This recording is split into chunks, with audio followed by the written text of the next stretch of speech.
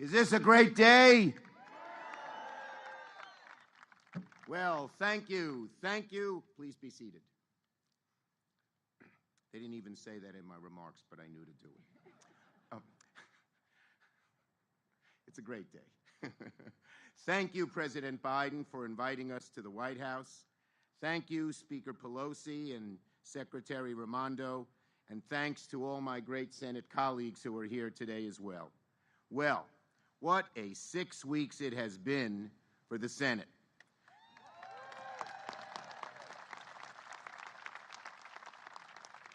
The incredible Inflation Reduction Act, the PACT Act, gun reform, NATO, and one of the most important things that we have done for America in years, if not decades, chips and science.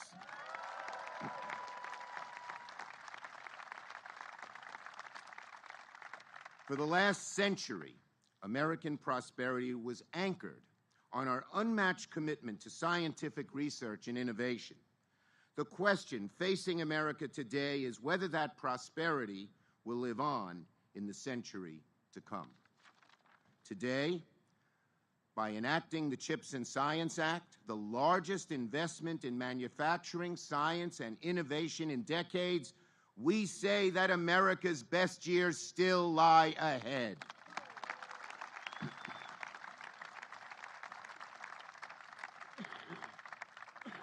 All too often, government and businesses are accused of thinking too short-term. But this is one of the most significant long-term thinking bills in ages.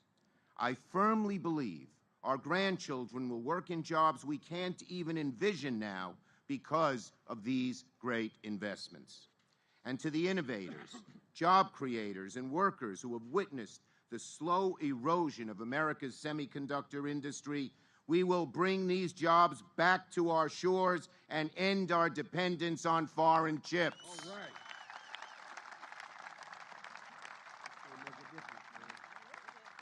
The chips that make everything, from cars to household appliances to medical devices, that now are making them more expensive, and when we bring them back, the prices will go down.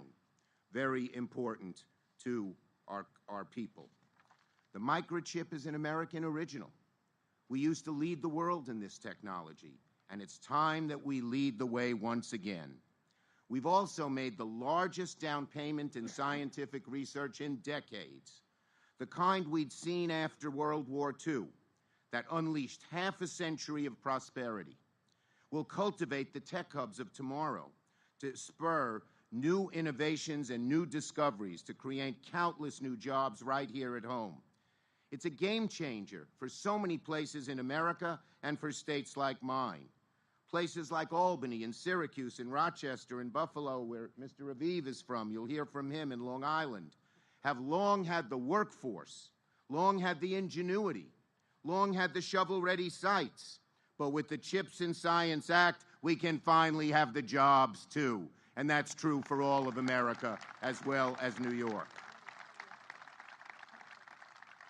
It's been a remarkable time for the Senate these last 6 weeks. It started last year, of course, when we passed the first infrastructure law in years. And in the last 6 weeks alone, we passed not only CHIPS and Science, but also veterans' health care, gun safety, NATO, and now the Inflation Reduction Act has passed the Senate. The groundbreaking IRA bill, one of the most significant pieces of legislation in decades, will fight inflation, lower prescription drug and energy costs for the average American, create millions of good-paying union jobs, and it's the most significant bill fighting climate change we have ever passed. I salute my entire Democratic caucus, all 50 with differing views, for coming together and uniting behind this groundbreaking piece of legislation.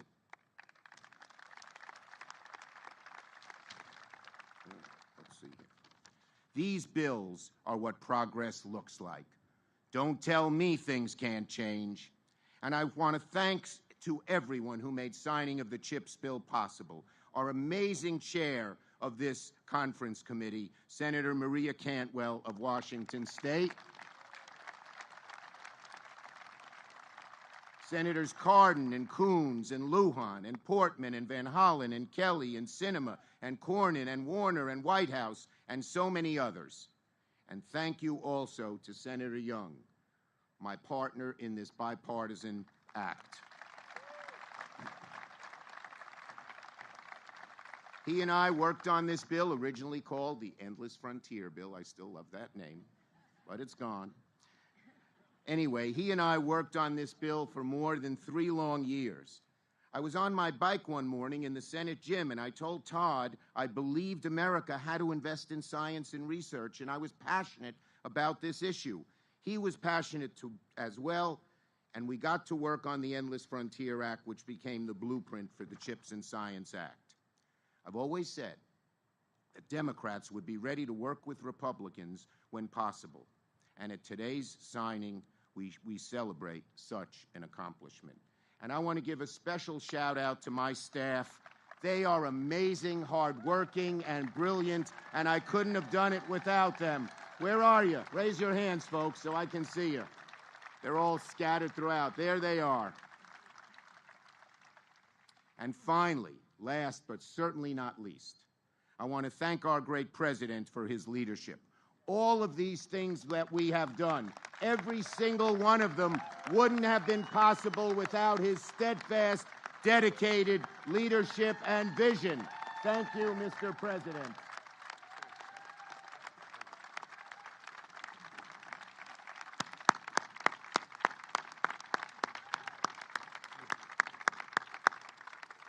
In closing, let me say this. For decades, it was America's fierce commitment to science, research, innovation, and advanced manufacturing that made us the envy of the world.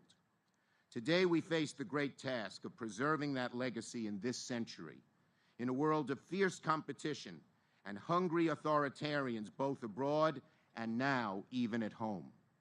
Authoritarians are cheering for us to lose, hoping we sit on our hands and fail to adapt to the 21st century. We dare not cede the mantle of global leadership in this century. No, we mean for America to lead this country just as we always have. We will show that democracy will always be the best system to govern in a tumultuous world.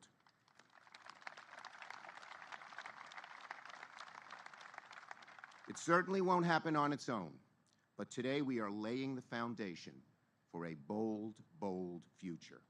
Today, by enacting the CHIPS and Science Act, we are making clear we believe another great American century lies on the horizon. Thank you. Right. Good job.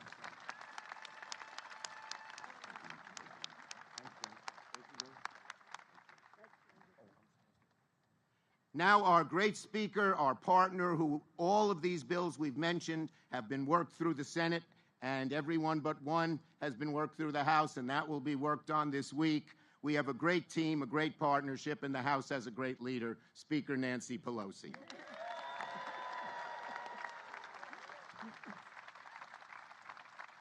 Let me see what it is. Okay, the president's speech is here.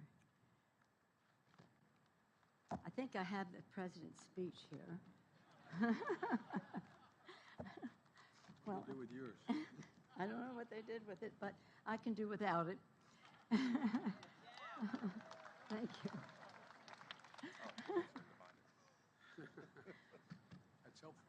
Mr. President. Today, Mr. President, with the stroke of your pen, America declares our economic independence, we strengthen our national security, and we enhance our family's financial future. Mr. President, thank you for your visionary, inspiring leadership that brings us together today to ensure that America is better equipped than ever before to compete for and win the 21st century. I thank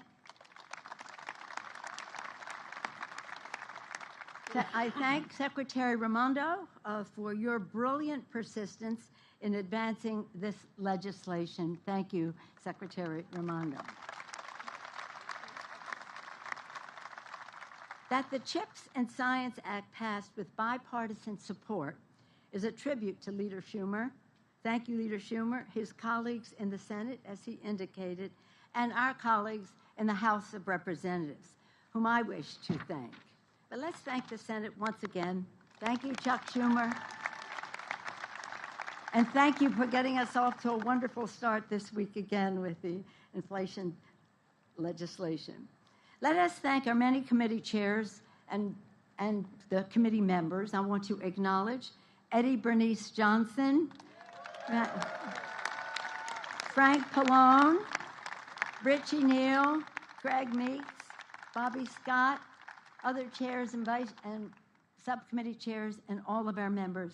And I join the leader, and he knows how actually inspired our staff was in their work, in their stamina, in their brilliance. And I wish to join in thanking our staff on the House side as well. Thank you to the staff. Thanks to everyone's leadership, we secured the tools the administration needs to identify, develop, and recruit our nation's best minds, building an inclusive STEM workforce and fostering innovation in every corner of America. Mr. President, this honors your commitment to inclusion and diversity and fairness. It delivers game-changing investments to drive decades of discovery, especially at the National Science Foundation. Indeed, the new Directorate of Technology, Innovation, and Partnerships will harness new knowledge and innovation to help solve our biggest challenges, including the climate crisis and inequality in our economy. We all fought for strong guardrails for the CHIPS funding to keep the benefits on our shores and prevent profiteering.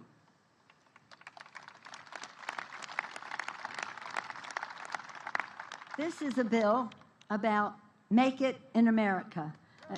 Make it in America, as Steny Hoyer would say. Let us thank the countless advocates like Joshua Aviv, who is here, who proved that outside mobilization can spark change. We thank the many accomplished scientists and students from around the country who work closely with Chair Eddie Bernice Johnson, and we thank the partners in the private sector who are essential to our economic success, many of whom are here today. Indeed, because of the remarkable accomplishments of everyone here, the CHIPS and Science Act is an historic achievement, lowering kitchen table cost and creating good-paying jobs for America's families. That's our first responsibility domestically. Returning American semiconductor production to world leadership status and unleashing America's science and technology to maintain our leadership for the future. For generations, America has been the beacon of excellence to the world in science, innovation, and engineering. Our research has generated groundbreaking discoveries. Our industry has powered unprecedented prosperity. Our technology has altered the course of history. And our workforce has been the envy of the world. And we thank our friends in labor who are here today for being the envy of the world. This legislation is in keeping with this all-American tradition, ensuring that our nation can outcompete any nation in the world.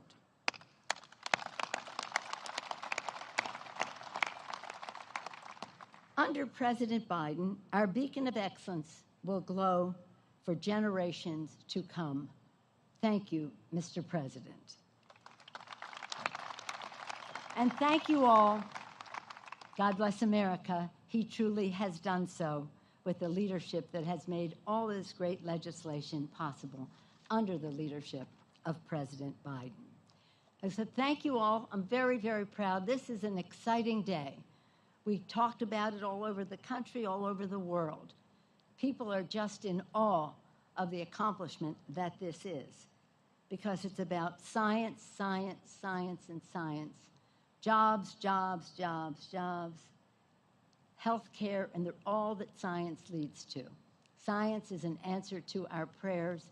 Chips and science are doubly an answer to our prayers. And with that, I have the very big honor of introducing the Secretary of Commerce. As I said, her persistent brilliance was so instrumental in bringing people together, in making essential priorities, in understanding what we had to do in such a special way. And of course, I take great pride in her being an Italian-American Secretary of Commerce. Secretary Raimondo.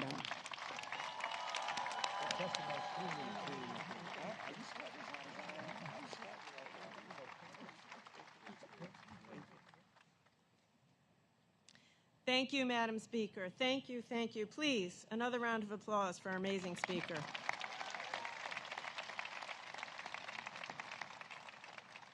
I'm going to go off script for a second to give you a window into the character that is President Joe Biden, otherwise also my boss. He's here, it's 90 degrees, and he just whispered to me, do you want me to pull the step out so you can have some height?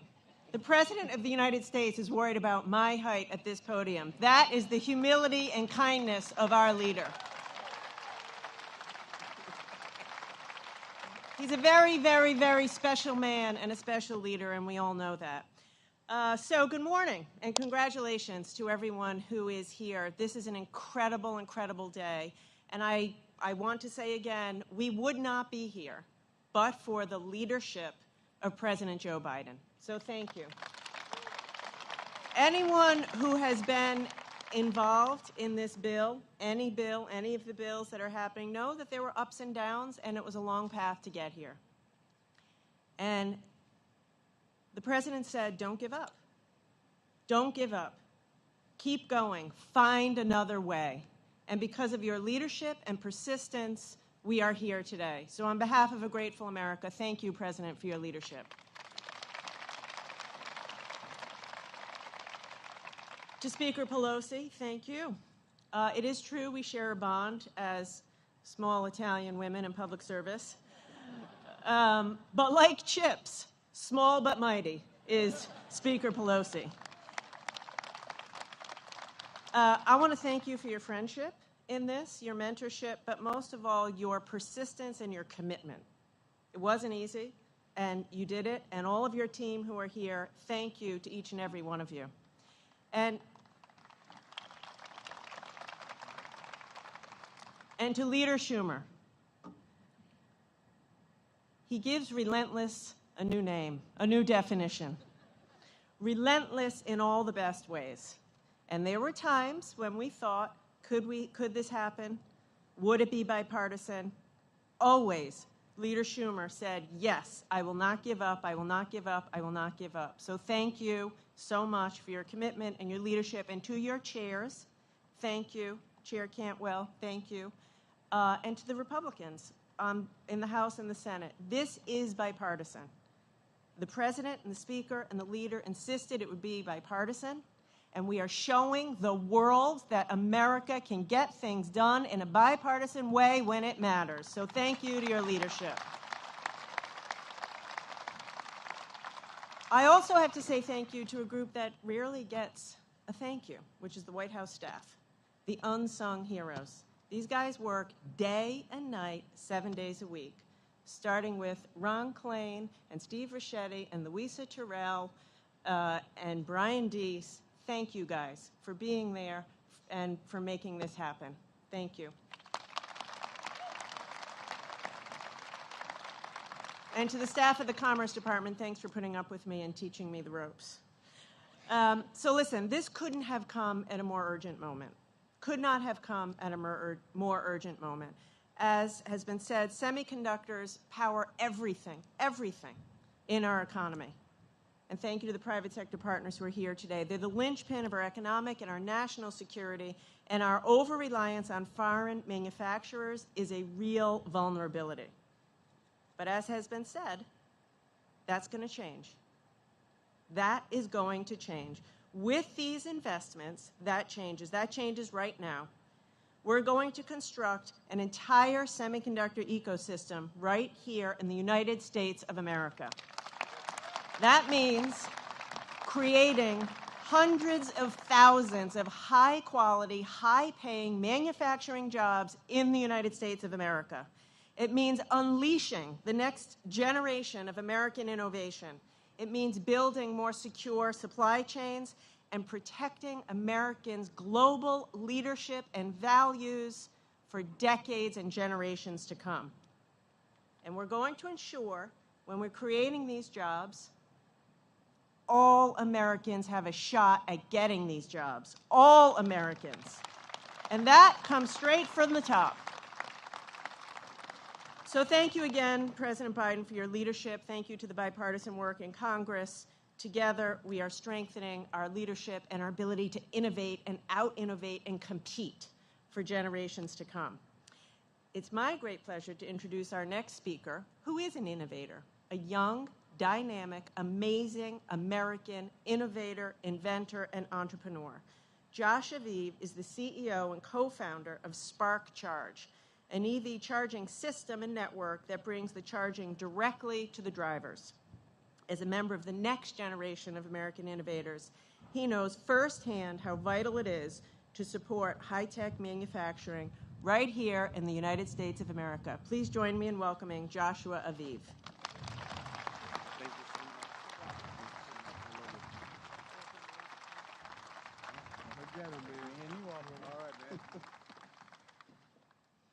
All right. Well, good morning, everyone. Good morning. Good morning. It is probably 120 degrees on stage and probably 95 where you guys are at, so I'm going to make it quick because we're the last ones up here. So, my name is Josh Aviv. I was born here in D.C., so being part of this ceremony,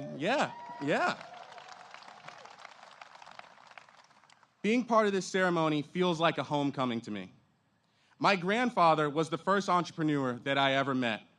He ran a freight logistics company for over 20 years, shuttling airplane parts between Dulles and National Airport. Funny story, I would used to try and call out sick so I could ride with him because for lunch he would always give me a Snickers bar, and it was always the king size. He instilled in me a drive and work ethic that led me to launch my own company in 2017. It's called Spark Charge, and we've created the world's first mobile and ultra-fast electric vehicle charger in the world. Thank you. I started as a single founder. It was tough, but I believed in the power of my product, and I believed in the American dream.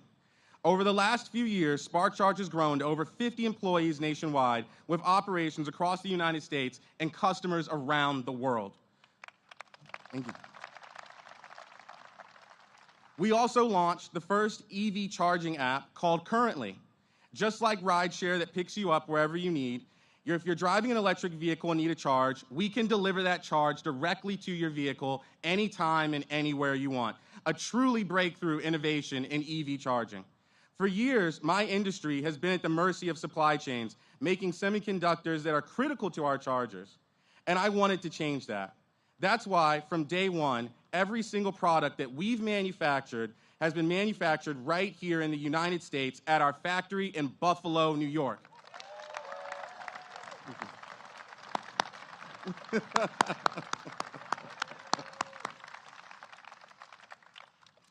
And not only that, but we are also planning to double the size of that factory over the next few months. As a business owner, I want to give my fellow Americans more than just a job. I want to give them an opportunity to lead our economy's transition to a clean, electrified transportation. Because of me, that is what America is all about. It's a country where innovation thrives. With the most capable and creative workforce on earth, anyone with an idea can make it a reality. This new law, the CHIPS and Science Act, gives people like me a chance, the opportunity to build and grow our businesses and be proud of what we do, to be proud of our country. I'm honored to introduce a president who understands that. Mr. President, from one proud Syracuse University alumnus to another, thank you for your leadership. Thank you, brother.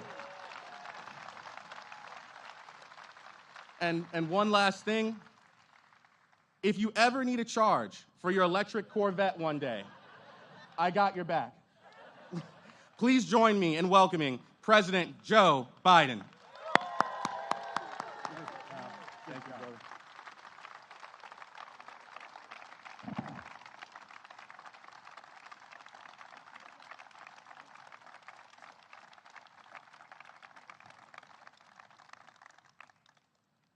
Well, I tell you what, Detroit's making some really hot vehicles. They even got a Hummer that can go 4.1, 0 to 60. That's faster than my Corvette. Now, my Corvette's older than I am almost. But what I realize is that my Corvette's now worth a hell of a lot more than when I bought it. I got it original, $5,700. They tell me it's worth a lot of money. But I know if I ever sell it, Bo will come down from heaven and smite me down. But at any rate. And by the way, that new Corvette, that's electric Corvette, I got a commitment that I don't think I'm going to be able to enforce, that I get to buy the first one because it's going to be out before I'm out of office. So, at any rate, look, folks, Chuck, you've done a hell of a job. You really have. You really have. And Speaker Pelosi, you always get it done. You always get it done. Come hell or high water, you get it done.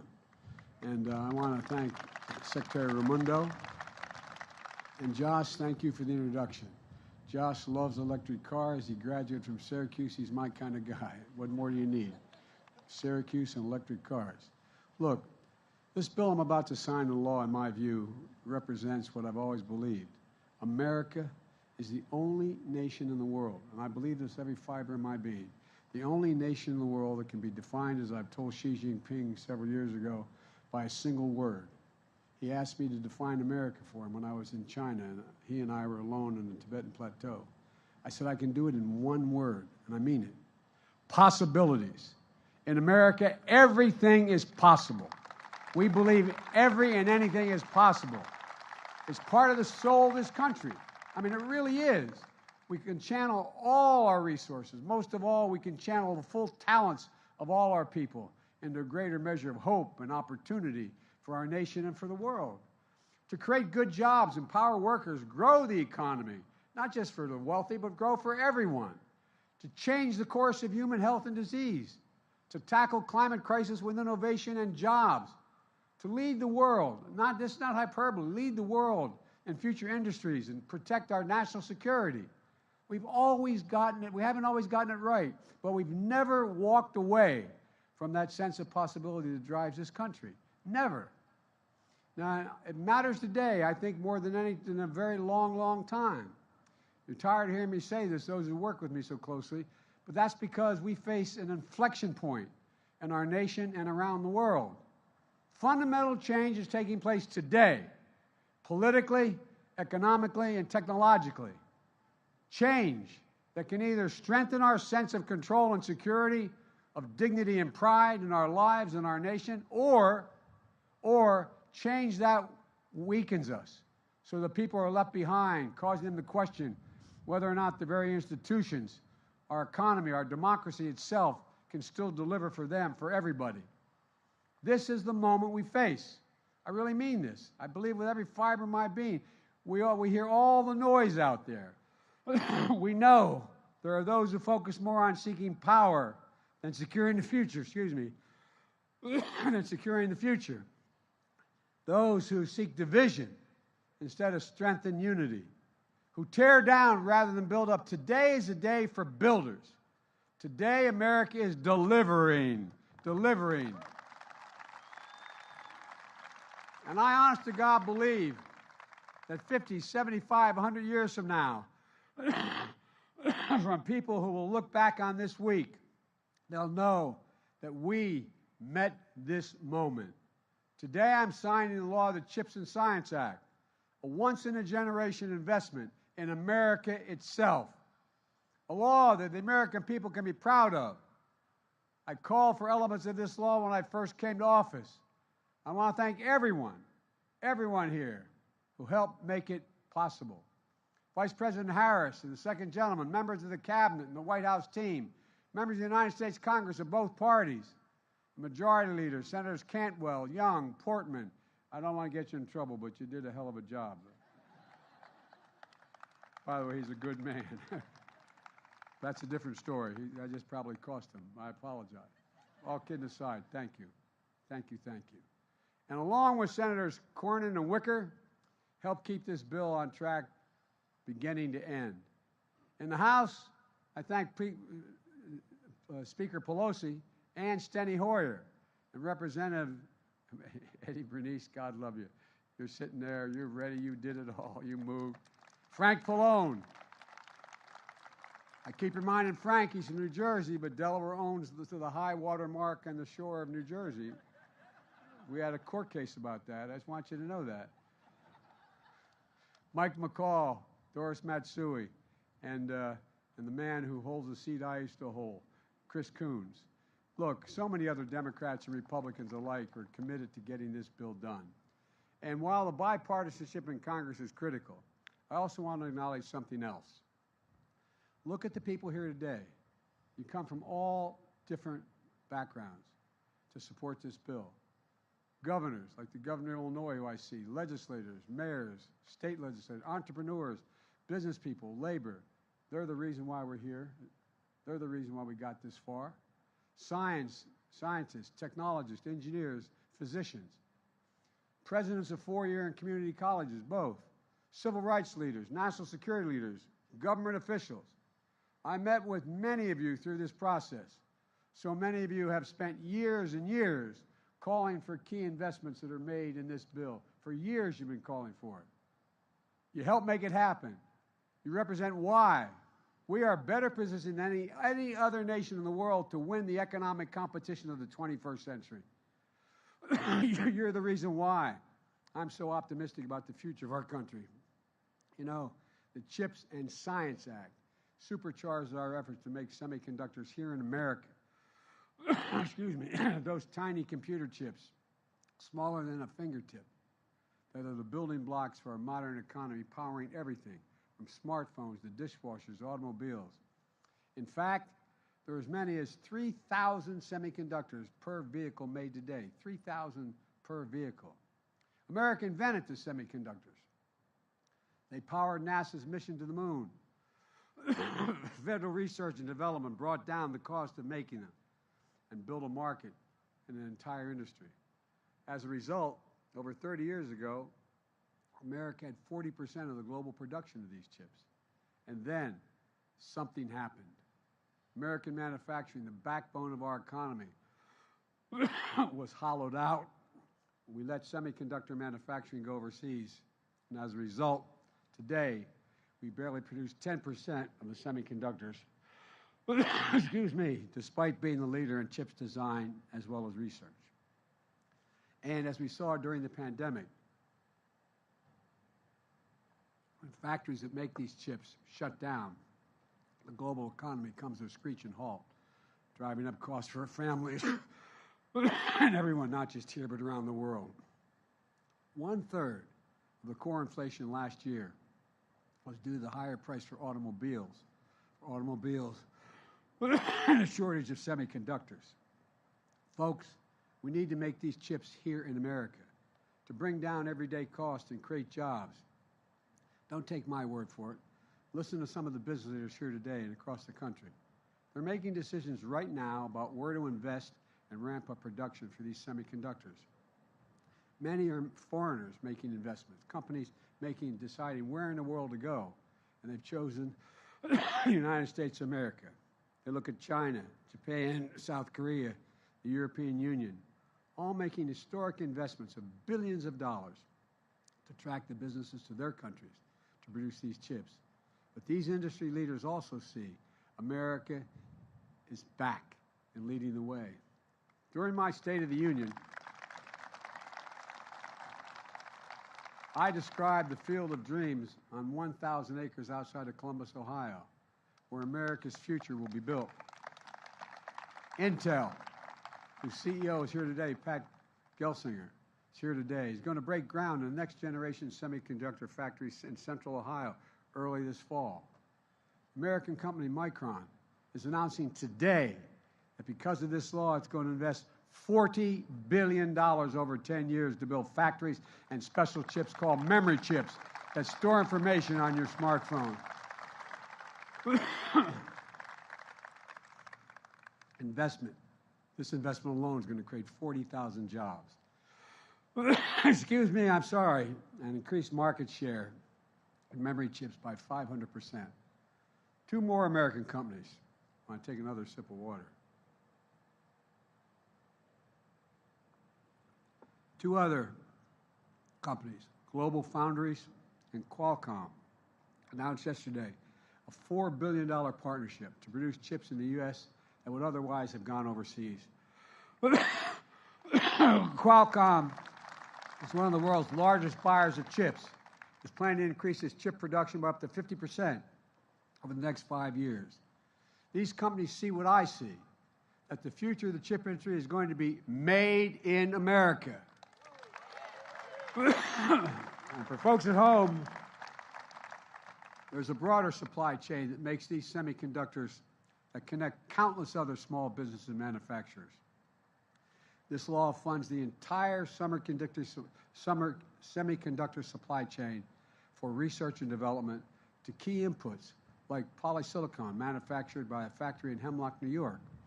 Nearly 1/3 of all the chips in the world use polysilicon made in Hemlock. Imagine if we had more of these kinds of factories across the country. This law will make that a reality.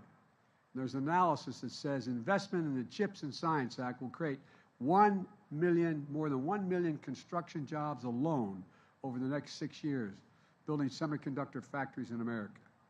America invented the semiconductor, has been mentioned already, and this law brings it back home.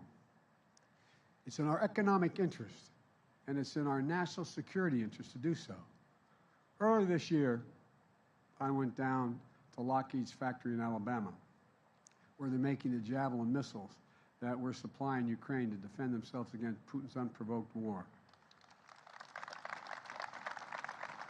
And it's crystal clear we need these semiconductors not only for those Javelin missiles, but also for weapon systems of the future that are going to be even more reliant on advanced chips. Unfortunately, we produce 0% of these advanced chips now, and China is trying to move away ahead of us and manufacture these sophisticated chips as well. It's no wonder the Chinese Communist Party actively lobbied U.S. business against this bill. The United States must lead the world in the production of these advanced chips. This law will do exactly that.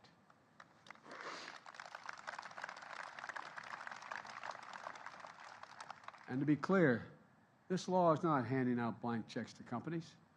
Today, I'm ordering my administration to be laser focused on the guardrails that will protect taxpayers' dollars.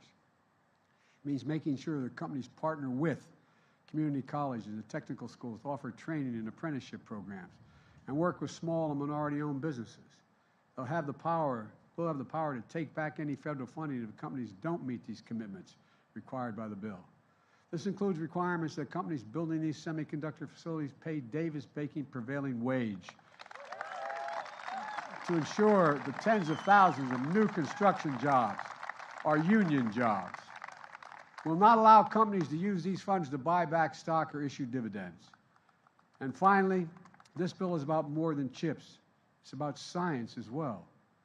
Decades ago, we used to invest 2% of our GDP in that led the world in everything.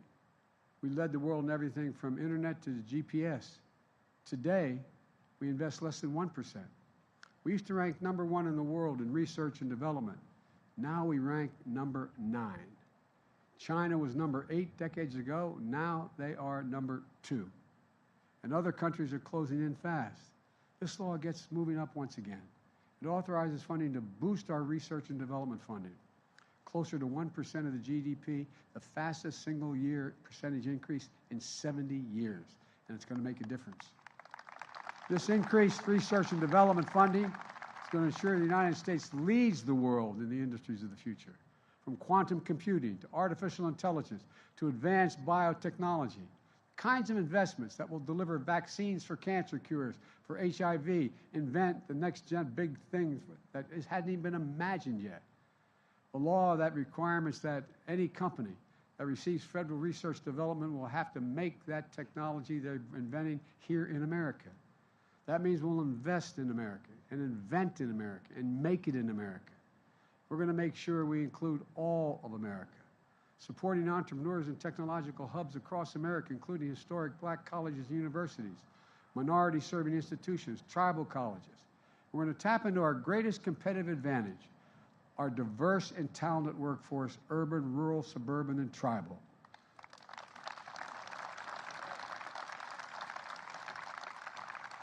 And people like Josh came up with his idea for portable electric car chargers 5 years ago in Buffalo, New York.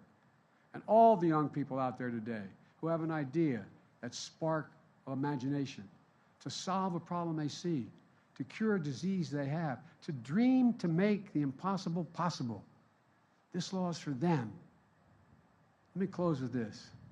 Last month, I awarded Steve Jobs Presidential Medal of Freedom posthumously. At every turn of his life, he dared to think differently, embodied that most of American questions. What next? The CHIPS and Science Act is going to inspire a whole new generation of Americans to answer that question. What next? Right now, as Bill can tell you, NASA has a mission going back to the moon, then to Mars, the sun, and beyond, capturing images of distant galaxies we could only once dream existed and we could never think we could see. The CHIPS and Science Act captures that magic here on Earth. It also builds on the progress we've made to rebuild America's with the historic infrastructure law that I signed last year that's going to modernize our roads, our bridges, and deliver clean water, high-speed internet for every American. It builds on another, one of my many top priorities, creation of an advanced research projects agency in health, for health, ARPA-H. It's going to transform how we detect, treat, cure diseases like Alzheimer's, diabetes, and cancer. And tomorrow, I'm signing the most significant law ever to help veterans suffering from exposure to toxins from burn pits.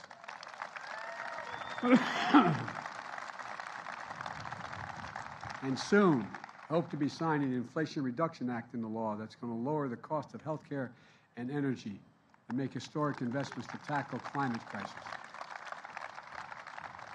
Once that law is signed, any senior by the first of the year, no matter how high if they're on Medicare, no matter how high their drug bills are, will never have to pay more than $2,000 a year. Just one specific example, beginning in January. There's a lot going to happen. And for all the division in our country, we're showing ourselves in the world that we can take on the biggest challenges. We can take on the special interest. And our democracy can deliver for the people of this country. That's why I'm confident that decades from now, people are going to look back at this week with all we've passed and all we've moved on, that we met the moment at this inflection point in history.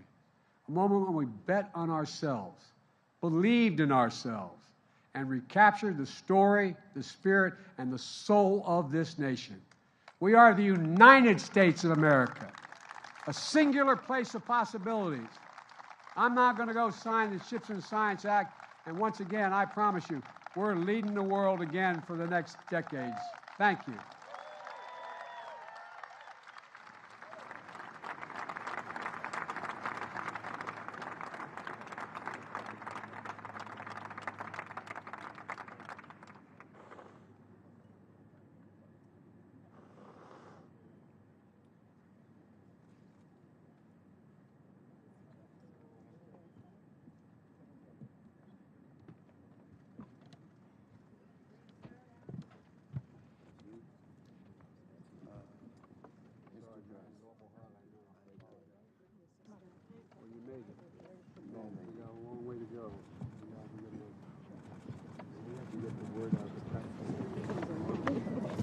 Okay, you ready? Got it? Whoa. It's low. All right.